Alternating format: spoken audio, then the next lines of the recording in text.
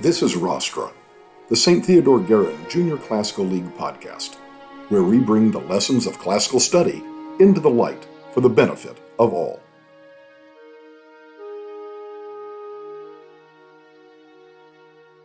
Welcome back to another episode of Rostra. I'm excited. We've got Otto Perry with us. Otto is in our advanced class. He's in IB Latin. And good topic, good solid topic, one that ultimately I think leads into why so many people both are interested to take Latin or interested to study Latin.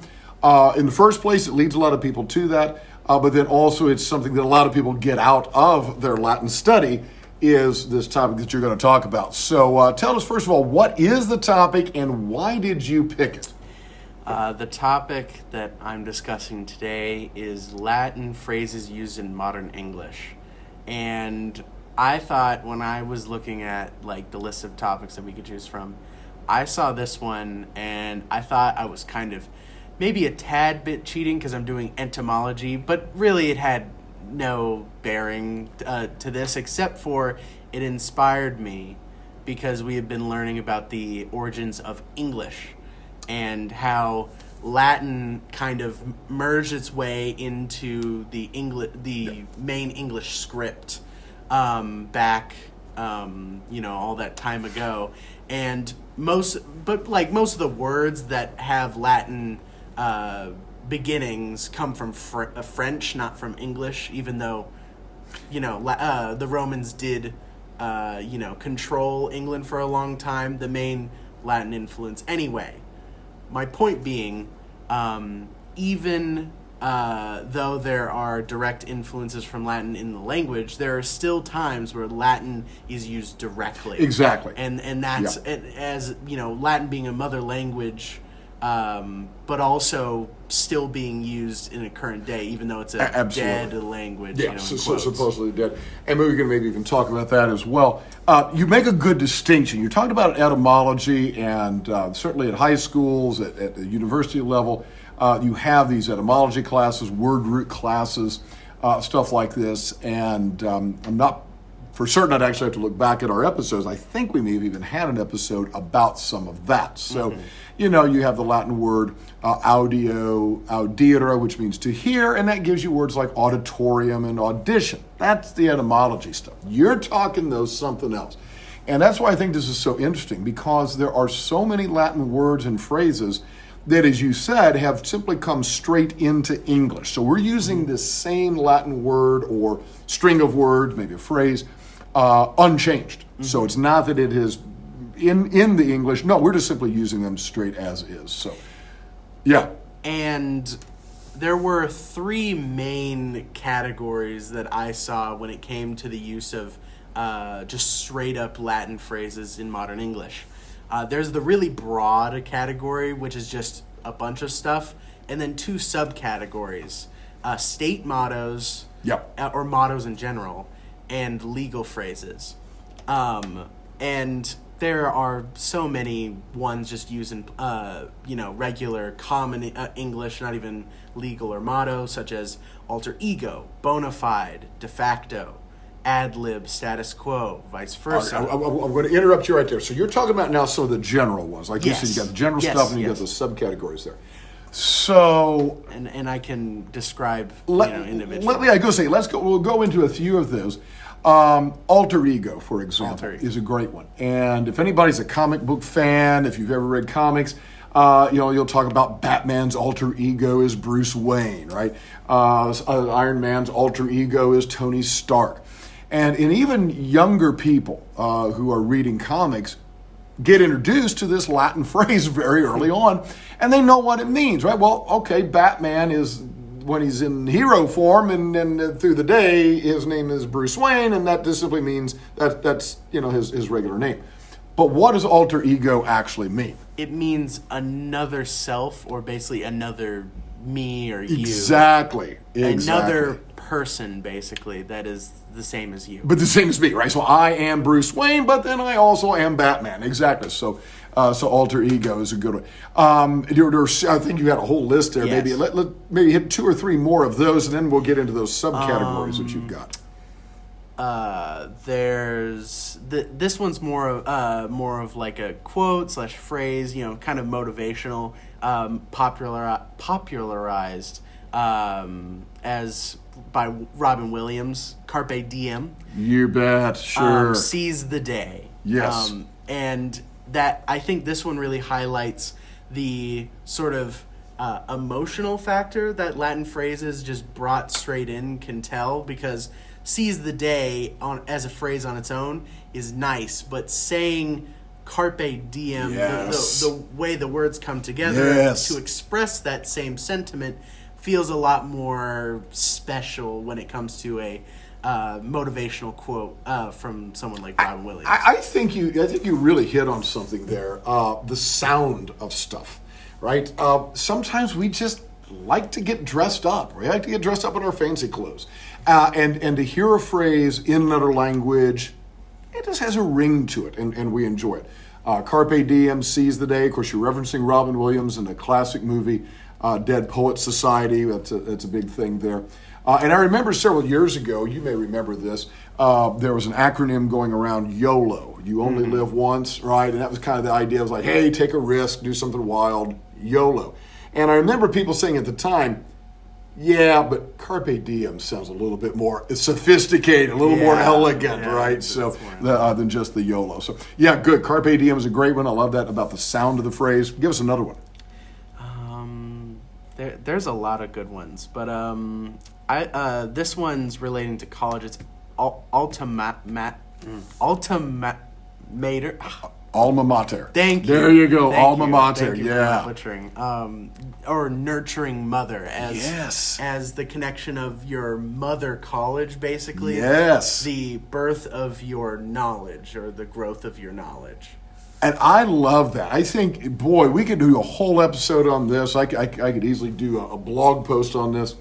I think a lot of people limit, I started to say misunderstand, but I think a lot of people limit what they think college is. For a lot of people, college is solely about, and what we're talking about is post-high school education. They think it is solely about job training. All right, it's solely about equipping you to be out in the workforce. I would argue that that is but one part of what university life is about. I would even argue that it is maybe not the biggest part of what it is about. I would even go so far as to say it may not even be the most important part of what university life is about. Not to say that we don't want your education to prepare you to be a productive citizen. Of course you do. But when you use that phrase alma mater, that college or university is your nurturing mother, suddenly it's a lot more than just training you to go out and say, be a lawyer, an engineer, a teacher, whatever. It's about developing you mentally, physically, spiritually, emotionally, all those things. And that development we often think about with a mother, even in the animal world, right? A mother animal and her young, her cubs, her chicks, or whatever, and same thing with humans. So what a great phrase to describe your university. Now, you mentioned a couple of subgroups. You mentioned law and you mentioned state mottos. I want to hit both of those. Pick one, whichever one you want to do first. I'll do state mottos. I'll just highlight one I particularly like. Okay. Kansas's. Yeah. Ad astra per aspera. Very To nice. the stars through difficulties. And I really like this one because it's meant to describe looking at a field of stars while standing in a field. Well, that is certainly true. And it was also used in the Apollo program when we were first launching and going to the moon. I didn't know To that. the stars through difficulties. It took a lot of hard work from the science and the math and the physical production of the spacecraft and the training of the astronauts to go to the stars. Man, it's a rough way to go. I've got a particular question, but before I go to it, do you have any other state?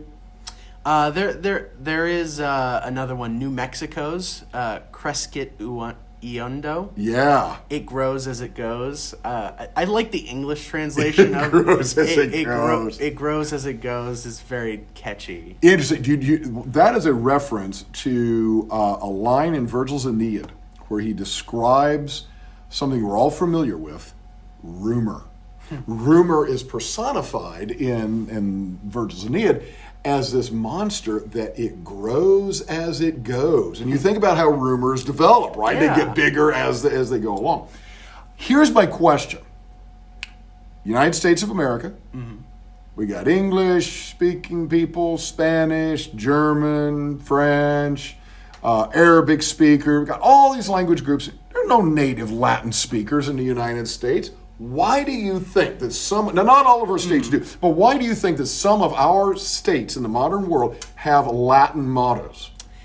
I think that it's a very, again, all of these sort of different phrases fall under a couple similar reasons why they're used. And I think, especially when it comes to states, obviously they sound dignified and also intellectual. Yes. But there's also a certain beauty and simplicity. Like, it grows as it goes. While it does sound fun to say, it's 5 words as compared to 2. Well, that's true. That grammatically, there's a simplicity to the fact the minimal amount of words. I think you're really onto something with it sounds intelligent, it sounds refined, and you can like it, you can not like it. It doesn't matter how you feel about it. It's simply a fact. A lot of people associate Latin with exactly that. Some level of refinement, some level of artistry, some level of elegance. There's a wonderful Western movie called Tombstone. And there's these 2 characters, they're in a saloon and they're playing poker. And the one guy throws out an insult in Latin. And the other guy turns to his girlfriend and he says, "That's Latin, darling. Evidently, Ringo is an educated man." And so you just have that sense that, right, you know that. And so, adding that to your state. Okay, you mentioned state, but then the other field you mentioned is in law. And it used to be, and some places maybe still is the case, where really you needed to take Latin if you're going to go to law school. And some people now get it maybe through etymology classes or other specialized classes. But there's so much Latin in our law. Give us some examples. Ex parte on the behalf of. Yeah. In re, or in the matter of. Yes. Per curiam, which is by the court. Yes.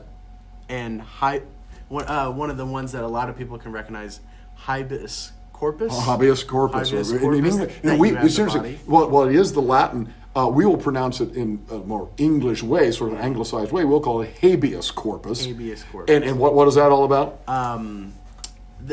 It's that you have the body, or there's the writ or the right of habeas corpus, where it's if you are allowed to hold a person. It's referring to literally having their body or holding them. Right, and under what grounds we can, arrest you, put you in jail, all these kinds of things. Restrain you. You're absolutely right. And let me throw this at you as a question. So it might be a different answer from the state motto question. Why do you think, again, 21st century, we would be using Latin expressions in our legal system?